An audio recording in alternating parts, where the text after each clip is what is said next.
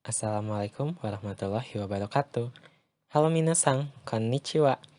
Perkenalkan, kami dari kelompok 1 akan mempresentasikan dan menjelaskan materi yang telah ditugaskan dan kami pelajari dengan judul Landasan Filosofis Pendidikan. Materi yang akan kami bahas diantaranya, yang pertama adalah filsafat dan landasan filosofis pendidikan. Yang kedua adalah landasan filosofis pendidikan, yakni idealisme, realisme, dan pragmatisme. Dan yang terakhir adalah landasan filsafat pendidikan nasional, yakni Pancasila. Kalau begitu, kita langsung saja menuju materi yang pertama. Assalamualaikum warahmatullahi wabarakatuh. Saya dari kelompok 1 akan menjelaskan tentang filsafat dan landasan filosofis pendidikan. Filsafat. Filsafat berasal dari bahasa Yunani kuno, yaitu philein yang artinya cinta, dan sophia yang artinya kebijaksanaan atau kebenaran. Jadi, secara etimologis, filsafat artinya cinta kepada kebenaran atau kebijaksanaan. Secara operasional artinya proses dan hasil berfilsafat. Sedangkan secara leksikal artinya sikap atau pandangan hidup. Karakteristik filsafat. 1. Objek studi filsafat. Objek studi filsafat dibagi menjadi material dan formal. Material itu artinya hal atau bahan yang dijadikan sasaran dalam penyelidikan berfilsafat. Sedangkan formal adalah metode yang digunakan untuk memahami objek material sendiri. 2. Proses berfilsafat. Proses berfilsafat dimulai dari rasa ketakjuban, ketidakpuasan, hasrat bertanya, dan keraguan terhadap sesuatu. Sehubungan dengan itu, para filsuf memiliki sifat 1. Menguji asumsi, yang artinya menduga-duga, 2. Kontemplatif, yang artinya berpikir secara mendalam, 3. Spekulatif, yang artinya suatu pendapat atau dugaan yang tidak atau belum berdasarkan fakta. 4. Radikal, yaitu menggali kenyataan atau ide hingga ke akarnya. 5. Sinoptik, yang artinya melihat hal secara menyeluruh. 3. Tujuan berfilsafat. Tujuan berfilsafat yaitu untuk memperoleh kebenaran. 4. Hasil berfilsafat. Hasil berfilsafat disajikan secara tematik-simatis dalam bentuk naratif atau profektif. Cabang-cabang atau sistematika filsafat. Cabang filsafat terbagi menjadi 2, yaitu filsafat murni dan filsafat terapan. Filsafat murni terdiri dari 1. Metafisika, yang artinya membahas sesuatu yang di luar pengetahuan manusia. Contohnya seperti bagaimana kehidupan setelah mati. 2. Ada epistemologi, yaitu kebenaran pengetahuan berpusat pada sesuatu yang sudah ada. 3. Logika, cara berpikir berdasarkan ketepatan. 4. Aksiologi, yaitu penilaian dari suatu sudut pandang, baik jahat dan indah jelek. Sedangkan filsafat terapan terdiri dari filsafat hukum, filsafat ilmu, filsafat pendidikan, dan filsafat lainnya. Aliran filsafat terdiri dari idealisme, realisme, pragmatisme. Landasan filosofis pendidikan. Landasan filosofis pendidikan adalah asumsi filosofis yang dijadikan titik tolak dalam pendidikan. Mengapa para pendidik perlu memiliki landasan filosofis pendidikan ini? Pertama, karena pendidikan bersifat normatif, maka perlu adanya landasan dalam pendidikan. Landasan inilah yang nantinya akan menjadi titik tolak dalam pendidikan. Kedua, pendidikan perlu dipahami melalui pendekatan parsial, deskriptif, dan holistik. Adapun hal tersebut dapat diwujudkan melalui pendekatan filosofis. Struktur landasan filosofis pendidikan. Struktur landasan filosofis pendidikan merupakan sistematika filsafat khusus dari suatu sistem gagasan filsafat murni, seperti yang terlihat pada tabel berikut ini. Karakteristik. Karakter landasan filosofis pendidikan berisi tentang gagasan yang bersifat normatif atau preskriptif. Dikatakan bersifat normatif atau preskriptif karena landasan filosofis pendidikan tidak berisi konsep faktual, melainkan menggunakan konsep yang bersifat ideal atau yang dicita-citakan. aliran dalam landasan filosofis pendidikan. Sama halnya dengan filsafat, aliran dalam landasan filosofis pendidikan berupa idealisme, realisme, dan pragmatisme. Landasan filosofis pendidikan idealisme, realisme, dan pragmatisme. Pertama, idealisme. Idealisme berasal dari bahasa Yunani kuno, yaitu dari kata ideal dan isme. Ideal memiliki arti suatu kondisi paling wajar yang dikehendaki atau diinginkan. Sedangkan isme memiliki fungsi membentuk kata benda abstrak terhadap suatu tindakan, keadaan, dan pemahaman. Dalam pengertian filsafati, idealisme adalah sistem filsafat yang menekankan pentingnya keunggulan pikiran, roh, atau jiwa daripada hal-hal yang bersifat kebendaan atau material. Jadi, menurut paham idealisme bahwa yang sesungguhnya nyata adalah ruh, mental, atau jiwa. Alam semesta ini tidak akan berarti apa-apa jika tidak ada manusia yang punya kecerdasan dan kesadaran atas keberadaannya. Materi apapun ada karena diindra dan dipersepsikan oleh otak manusia. Waktu dan sejarah baru ada karena adanya gambaran mental hasil pemikiran manusia. Dahulu, sekarang, atau nanti adalah gambaran mental manusia. Kemudian, konsep filsafat umum menurut aliran idealisme, yaitu yang pertama dari bidang metafisika. Para filosof idealisme mengklaim bahwa realitas hakikatnya bersifat spiritual. Yang kedua, yaitu manusia.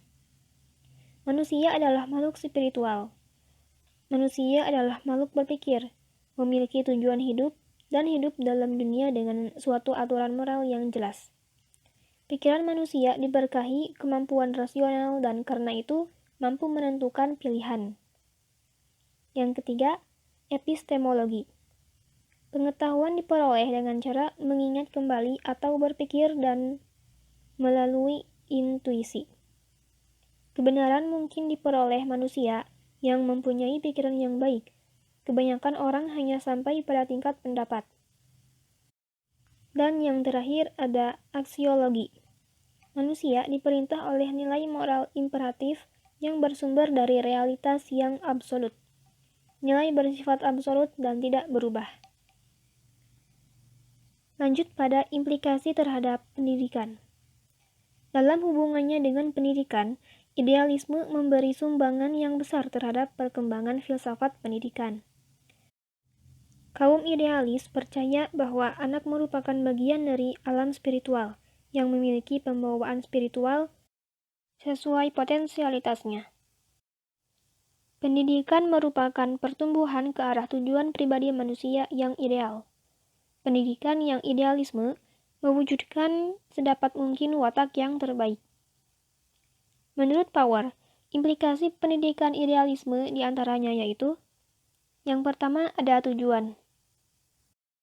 Tujuannya yaitu untuk membentuk karakter, mengembangkan bakat atau kemampuan dasar, serta kebaikan sosial. Yang kedua yaitu kurikulum atau isi pendidikan. Pengembangan kemampuan berpikir melalui pendidikan liberal, penyiapan keterampilan bekerja sesuatu mata pencaharian melalui pendidikan praktis. Yang ketiga, metode pendidikan. Metode yang diutamakan adalah metode dialektik, tetapi metode lain yang efektif dapat dimanfaatkan. Dan yang keempat, peranan pendidik dan peserta didik. Pendidik bertanggung jawab untuk menciptakan lingkungan pendidikan bagi peserta didik. Pendidik harus unggul agar dapat menjadi teladan, baik dalam hal moral maupun intelektual. Sedangkan peserta didik bebas mengembangkan kepribadian dan bakatnya, bekerja sama, dan mengikuti proses alami dari perkembangan insani. Selanjutnya, realisme. Aliran filsafat realisme berpendirian bahwa pengetahuan manusia itu adalah gambaran yang baik dan tepat dari kebenaran. Konsep filsafat umum menurut aliran realisme adalah Yang pertama dari bidang metafisika. Para filosof realisme umumnya memandang dunia dalam pengertian materi yang hadir dengan sendirinya, tertata dalam hubungan-hubungan yang teratur di luar campur tangan manusia. Yang kedua, manusia atau humanologi. Hakikat manusia terletak pada apa yang dikerjakannya. Pikiran atau jiwa merupakan suatu organisme yang sangat rumit yang mampu berpikir. Yang ketiga, epistemologi. Kenyataan hadir dengan sendirinya, tidak tergantung pada pengetahuan dan gagasan manusia. Kenyataan dapat diketahui oleh pikiran. Pengetahuan dapat diperoleh melalui penginderaan, dan kebenaran pengetahuan dapat dibuktikan dengan memeriksa kesesuaiannya dengan fakta. Dan yang terakhir, aksiologi. Tingkah laku manusia diatur oleh hukum alam dan pada taraf yang lebih rendah diatur oleh kebijaksanaan yang telah teruji. Lanjut pada implikasi terhadap pendidikan. Dalam hubungannya dengan pendidikan harus universal, seragam, dimulai sejak pendidikan yang paling rendah dan merupakan suatu kewajiban. Menurut Power, implikasi pendidikan realisme diantaranya yaitu: yang pertama, ada tujuan. Pendidikan bertujuan untuk penyesuaian diri dalam hidup dan mampu melaksanakan tanggung jawab sosial. Yang kedua, kurikulum atau isi pendidikan. Kurikulum harus bersifat komprehensif yang berisi sains, matematika, ilmu-ilmu kemanusiaan dan ilmu sosial, serta nilai-nilai. Kurikulum mengandung unsur-unsur pendidikan liberal dan pendidikan praktis. Kurikulum diorganisasi menurut mata pelajaran dan berpusat pada materi pelajaran. Yang ketiga, metode. Metode hendaknya bersifat logis dan psikologis. Pembiasaan merupakan metode utama bagi penganut realisme. Yang keempat, peranan pendidik dan peserta didik. Pendidik adalah pengelola kegiatan belajar mengajar. Pendidik harus menguasai pengetahuan yang mungkin berubah, menguasai keterampilan teknik-teknik mengajar dengan kewenangan menuntut prestasi siswa. Sedangkan peserta didik berperan untuk menguasai pengetahuan, taat pada aturan, dan berdisiplin. Terakhir, pragmatisme. Istilah pragmatisme berasal dari bahasa Yunani, yaitu pragma dan isme. Pragma berarti perbuatan atau tindakan, sedangkan isme berarti ajaran atau paham. Dengan demikian, pragmatisme berarti ajaran yang menekankan bahwa pemikiran itu menuruti tindakan. Dasar dari pragmatisme adalah logika pengamatan, di mana apa yang ditampilkan pada manusia dalam dunia nyata merupakan fakta-fakta individual, konkret, dan terpisah satu sama lain. Konsep filsafat umum pragmatisme diantaranya yaitu: pertama, metafisika. Suatu teori umum tentang kenyataan tidaklah mungkin dan tidak perlu. Kenyataan yang sebenarnya adalah kenyataan fisik, plural, dan berubah. Yang kedua, manusia. Manusia adalah hasil evolusi biologis, psikologis, dan sosial. Setiap orang lahir tidak dewasa, tak berdaya, tanpa dibekali dengan bahasa, keyakinan-keyakinan, gagasan-gagasan, atau norma-norma sosial. Yang ketiga, epistemologi. Pengetahuan yang benar diperoleh melalui pengalaman dan berpikir. Pengetahuan adalah relatif. Pengetahuan yang benar adalah yang berguna dalam kehidupan. Yang keempat, aksiologi. Ukuran tingkah laku individual dan sosial ditentukan secara eksperimental dalam pengalaman hidup. Jika hasilnya berguna, tingkah laku tersebut adalah baik. Karena itu, nilai bersifat relatif dan kondisional. Lanjut pada implikasi terhadap pendidikan. Pertama, tujuan. Tujuan pendidikan tidak ditentukan dari luar dan tidak ada tujuan akhir pendidikan. Tujuan pendidikan adalah memperoleh pengalaman yang berguna untuk mampu memecahkan masalah-masalah baru dalam kehidupan individual maupun sosial. Yang kedua, kurikulum atau isi pendidikan. Kurikulum berisi pengalaman-pengalaman yang telah teruji, yang sesuai dengan minat dan kebutuhan siswa, tidak memisahkan pendidikan liberal dan pendidikan praktis. Kurikulum mungkin berubah. Warisan-warisan sosial dari masa lalu tidak menjadi fokus perhatian. Pendidikan terfokus pada kehidupan yang baik pada saat ini dan masa yang akan datang bagi individu, dan secara bersamaan masyarakat dikembangkan. Yang ketiga, metode. Mengutamakan metode pemecahan masalah, penyelidikan, dan penemuan. Terakhir, peranan pendidik dan peserta didik.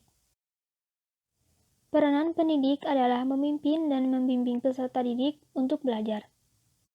Sedangkan peserta didik berperan sebagai organisme yang rumit yang mampu tumbuh.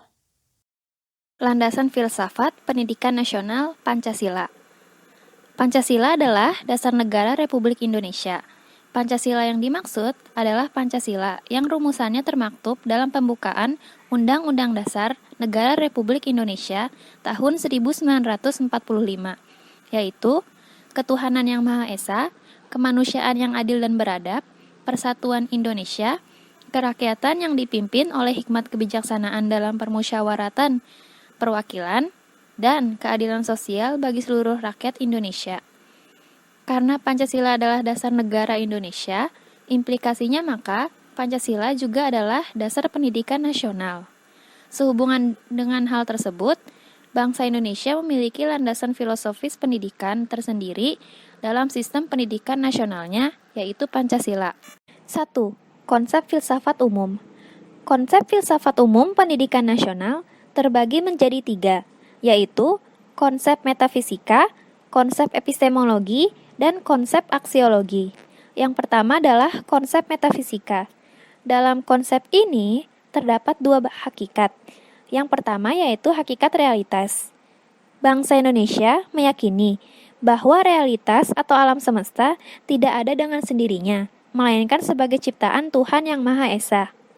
Disebutkan dalam pembukaan Undang-Undang Dasar Negara Republik Indonesia tahun 1945 bahwa hakikat hidup bangsa Indonesia adalah berkat rahmat Allah yang Maha Kuasa dan perjuangan yang didorong oleh keinginan luhur untuk mencapai dan mengisi kemerdekaan. Keinginan luhur tersebut adalah 1. Negara Indonesia yang merdeka, bersatu, berdaulat adil dan makmur. 2. Melindungi segenap bangsa Indonesia dan seluruh tumpah darah Indonesia. Yang ketiga, memajukan kesejahteraan umum, mencerdaskan kehidupan bangsa, dan keempat, ikut melaksanakan ketertiban dunia berdasarkan kemerdekaan, perdamaian abadi, dan keadilan sosial. Dari pernyataan tersebut, dapat dipahami bahwa realitas juga tidak bersifat terberi dan final, melainkan juga mewujud, sebagaimana kita sebagai manusia dan semua anggota alam semesta berpartisipasi dalam mewujudkannya. Yang kedua adalah hakikat manusia. Manusia adalah kesatuan badani rohani yang hidup dalam ruang dan waktu, memiliki kesadaran dan penyadaran diri, mempunyai berbagai kebutuhan, dibekali naluri dan nafsu, serta memiliki tujuan hidup. Pancasila mengajarkan bahwa eksistensi manusia bersifat monopluralis, tetapi bersifat integral, yang artinya bahwa manusia yang serba dimensi itu hakikatnya adalah satu kesatuan utuh. Pancasila menganut azas ketuhanan yang Maha Esa. Manusia diyakini sebagai makhluk Tuhan Yang Maha Esa, mendapat panggilan tugas darinya, dan harus mempertanggungjawabkan segala amal pelaksanaan tugasnya terhadap Tuhan Yang Maha Esa. Konsep yang kedua adalah konsep epistemologi. Dalam konsep ini terdapat hakikat pengetahuan. Segala pengetahuan hakikatnya bersumber dari sumber pertama, yaitu Tuhan Yang Maha Esa. Pengetahuan yang bersifat mutlak atau ajaran agama atau wahyu Tuhan diyakini mutlak kebenarannya atas dasar keimanan Tuhan Yang Maha Esa. Pengetahuan yang bersifat relatif seperti filsafat, sains, dan lainnya diuji kebenarannya melalui uji konsistensi logis ide-idenya. kesesuaian dengan data atau fakta, dan nilai kegunaan praktisnya bagi kesejahteraan manusia. Konsep yang terakhir adalah konsep aksiologi. Dalam konsep ini terdapat hakikat nilai. Sumber pertama segala nilai hakikatnya adalah Tuhan Yang Maha Esa. Mengapa? Karena manusia adalah makhluk Tuhan, pribadi atau individual, dan sekaligus insan sosial. Maka hakikat nilai diturunkan dari Tuhan Yang Maha Esa, masyarakat, dan individu. 2. Implikasi terhadap pendidikan. Dalam pasal 1 Undang-Undang Republik Indonesia Nomor 20 Tahun 2003 tentang Sistem Pendidikan Nasional disebutkan bahwa pendidikan adalah usaha sadar dan terencana untuk mewujudkan suasana belajar dan proses pembelajaran agar peserta didik secara aktif mengembangkan potensi dirinya untuk memiliki kekuatan spiritual keagamaan, pengendalian diri, kepribadian, kecerdasan, akhlak mulia, serta keterampilan yang diperlukan dirinya, masyarakat, bangsa, dan negara. Sebagai usaha sadar dan terencana, pendidikan tentunya harus mempunyai dasar dan tujuan yang jelas, sehingga dengan demikian, baik isi pendidikan maupun cara-cara pembelajarannya dapat diturunkan dan dilaksanakan dengan mengacu pada dasar dan tujuan pendidikan yang telah ditetapkan tersebut. Tetapi, pendidikan juga bukan sebuah proses pembentukan peserta didik untuk menjadi orang tertentu sesuai kehendak sepihak dari pendidiknya.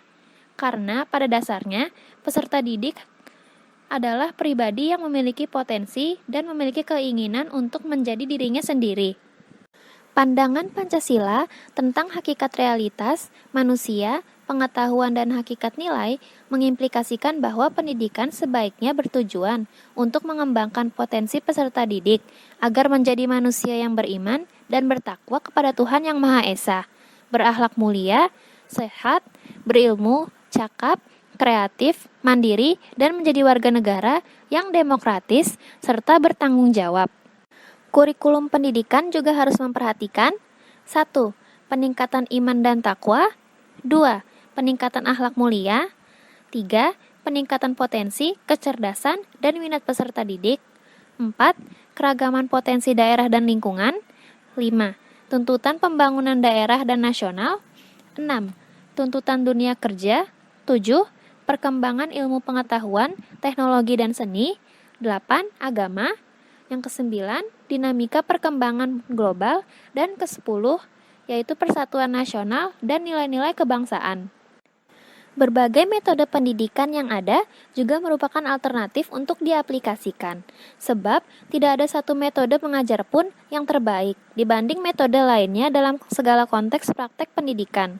Penggunaan metode pendidikan juga diharapkan mengacu kepada prinsip cara belajar siswa aktif dan sebaiknya bersifat multimetode. Untuk peranan pendidik dan peserta didik, hal tersebut sudah tersurat dan tersirat dalam semboyan Ing ngarso sung tulodo, yang artinya pendidik harus memberikan atau menjadi teladan bagi peserta didiknya. Adapun ing madya mangun karso, artinya pendidik harus mampu membangun karsa pada diri peserta didiknya. Dan tutwuri handayani, yang artinya bahwa sepanjang tidak berbahaya, pendidik harus memberikan kebebasan atau kesempatan kepada peserta didiknya untuk belajar mandiri. Pendidikan juga memiliki dua fungsi utama, yaitu fungsi konservasi dan fungsi kreasi.